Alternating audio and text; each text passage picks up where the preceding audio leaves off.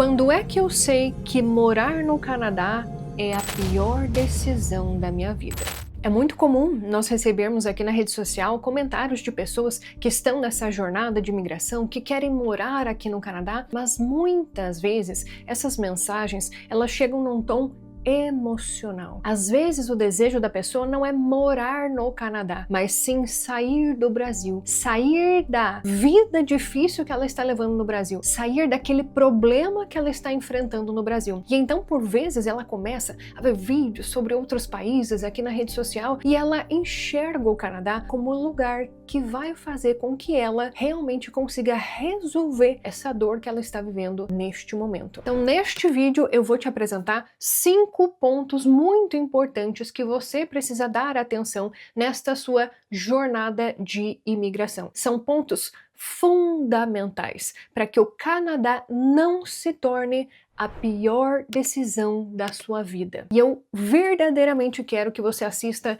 esse vídeo não no modo acelerado. Se você está assistindo esse vídeo lavando uma louça, se você está assistindo esse vídeo em 2x, por favor, eu peço que você realmente dê atenção, porque é fundamental que você anote esses pontos e que você dê a devida atenção, que você coloque isso no seu planejamento para você não se arrepender depois. Primeiro ponto, mercado de trabalho. Parta do pressuposto que o Canadá não precisa de você, porque na maioria das vezes essa que é a verdade. Muita gente vem para o Canadá achando, não, o Canadá está precisando de trabalhadores qualificados, e ela se abraça a essa ideia achando que a conquista de um trabalho aqui no Canadá vai ser uma jornada fácil. E na maioria das vezes, não é. Você precisa realmente empregar um determinado esforço para você se encaixar no mercado de trabalho aqui no país. E é óbvio que eu estou falando isso para a grande maioria das pessoas. Eu não sei qual que é a sua realidade no Brasil, se você é advogado, se você é enfermeiro, se você é pedreiro, se você é marceneiro, se você é médico, se você é dentista, eu não sei qual que é a sua realidade. Mas parta do pressuposto. Conseguir um bom trabalho no Canadá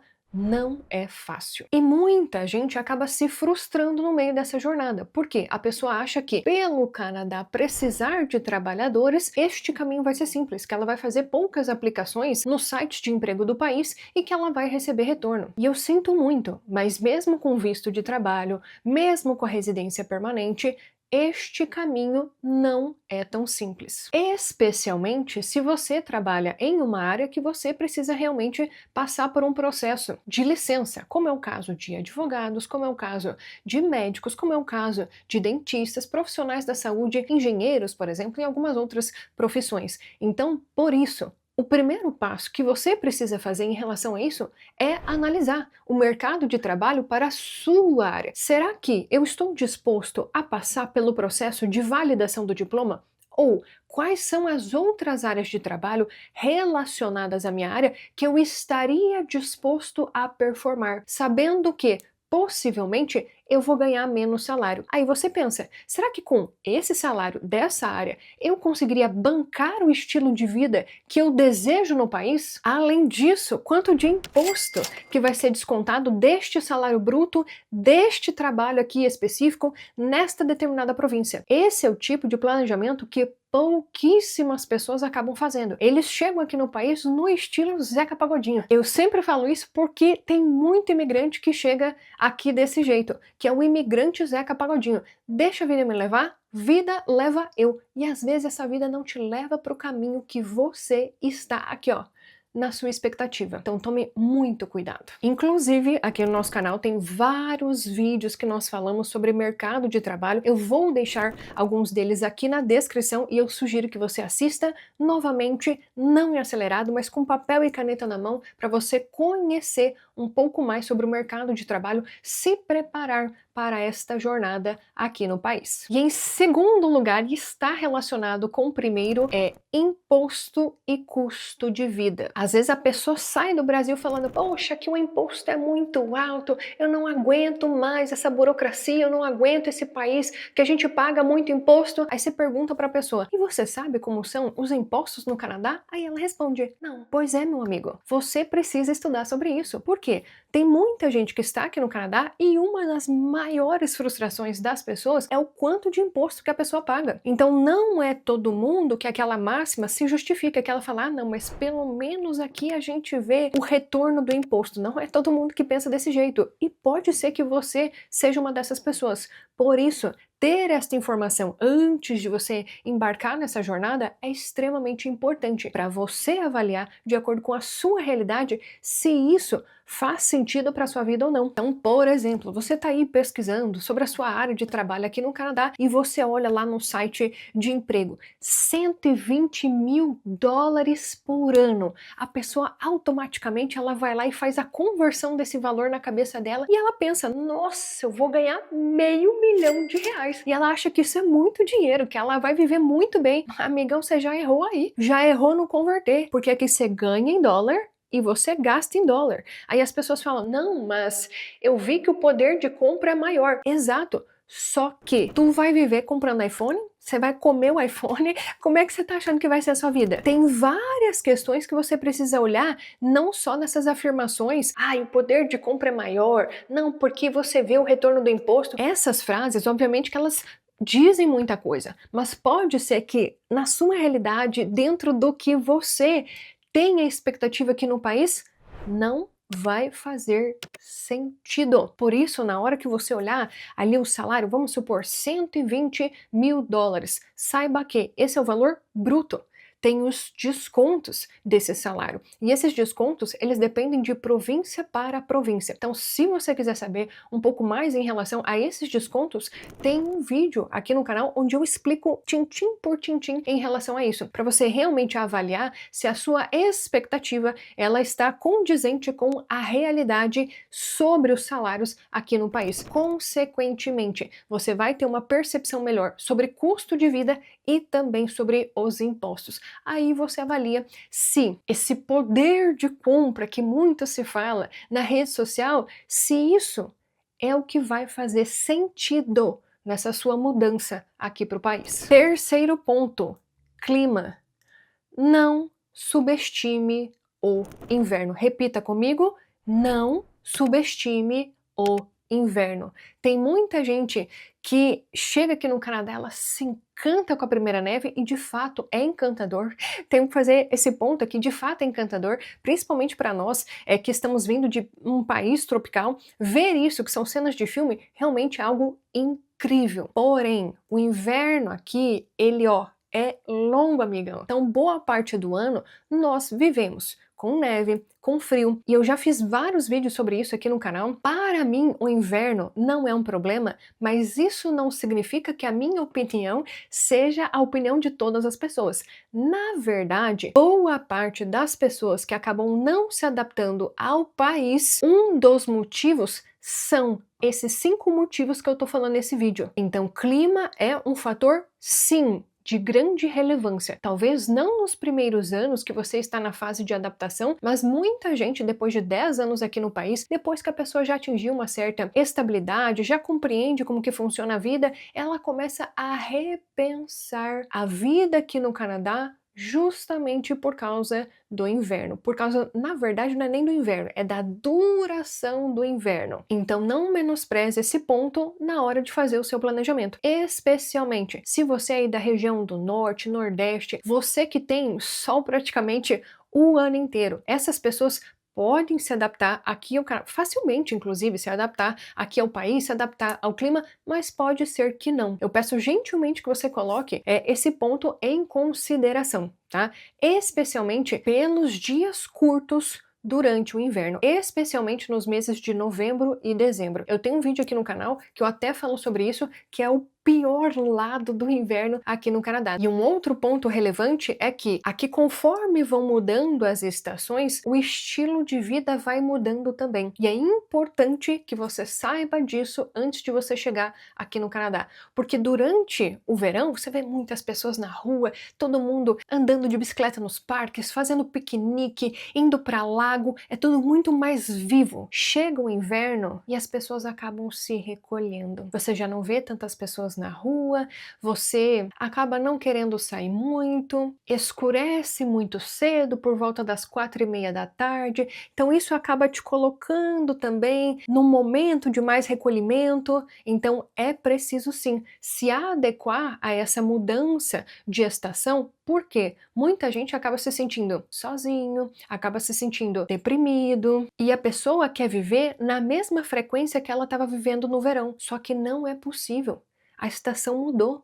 O estilo de vida também vai mudar. Então, compreender isso, quando você chega aqui no Canadá, nessa tua fase de adaptação, é fundamental. É óbvio que cada pessoa vai ter a sua particularidade, mas isso que eu estou falando, eu desejo que você dê a devida atenção, porque muita gente acaba se sentindo desta forma nesta época do ano, novembro e dezembro, e aflora esse sentimento de querer voltar para o Brasil, especialmente na época de Natal, quando a sua família está reunida lá no Brasil e você está aqui no Canadá. Então, se você for trabalhar em uma área que não te permite viajar nessas épocas festivas, que você não consegue tirar férias nessa época do ano, que você não consegue voltar para o Brasil para passar o Natal com a sua família, passar essa virada de ano com a sua família, atenção em relação a esse ponto, porque essas questões podem sim fazer com que o Canadá acabe perdendo o brilho para você. Quarto ponto, a compra da casa. Muita gente se frustra em relação a isso. Eu já vi, inclusive, até comentários de pessoas falando: eu não consigo comprar uma casa aqui no Brasil, mas eu tô indo para o Canadá porque lá eu consigo comprar uma casa. Não é bem assim. Infelizmente, não é bem assim. Não é tão simples assim. Você chegou no Canadá, 3 meses depois você vai conseguir comprar a sua casa.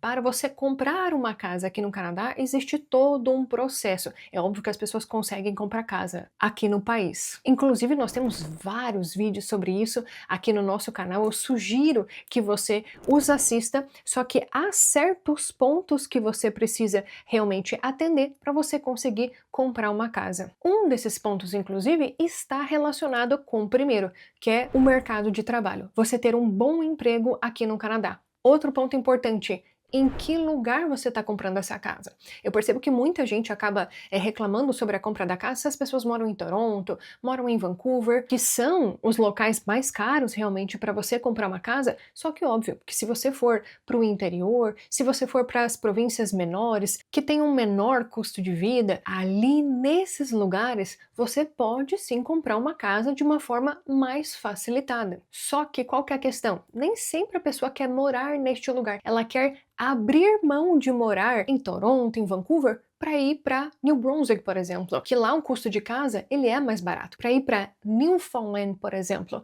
que lá o custo de uma casa é mais barato. Comprar uma casa, ele pode ser uma questão para você, dependendo do seu salário, do seu histórico de trabalho, do seu histórico de crédito, de quanto dinheiro você tem para dar de entrada, de quanto dinheiro que o banco vai liberar para você. Então pesquise um pouco mais em relação a isso. Como eu falei, nós temos vários vídeos em relação a esse assunto aqui no nosso canal. Eu sugiro que você assista para então você aumentar o seu conhecimento em relação à compra de uma casa aqui no Canadá, para que esse não seja um ponto que faça você perder o encanto aqui pelo país, como tem sido para muitas pessoas. Quinto ponto, e um dos mais importantes e mais menosprezados pelas pessoas: círculo de amizade.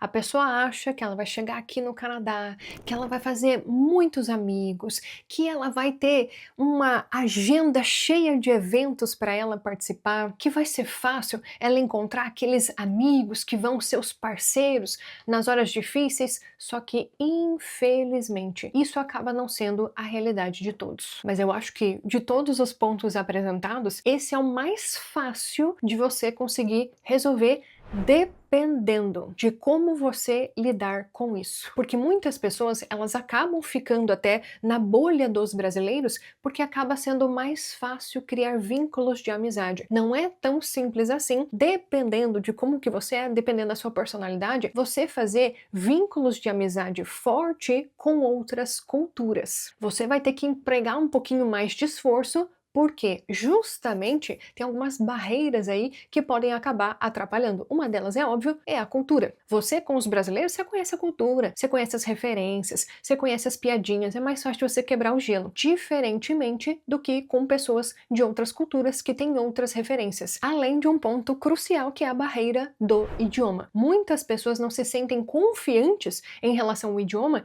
e isso obviamente acaba afetando você criar o seu círculo de amizades aqui no Canadá. Ai, Lúcia, mas eu nem acho isso importante. Eu vou ficar eu com a minha família, nós nos bastamos, isso é o suficiente, afinal a gente vai estar no Canadá. Isso é o que você pode pensar no seu primeiro ano, no seu segundo ano aqui no país. Mas esse ponto é um dos pontos que inclusive está nas pesquisas aqui no Canadá, pesquisas feitas pelo próprio órgão oficial de estatísticas do país, como um dos motivos que faz com que as pessoas retornem para os seus países, que elas não permaneçam aqui no Canadá, porque elas não conseguiram criar vínculos de amizade. E isso acabou afetando na adaptação da pessoa aqui no país. E vamos lembrar que o inverno também acaba afetando isso. Como muitas pessoas tendem a ficar mais em casa durante os meses de inverno, é muito tempo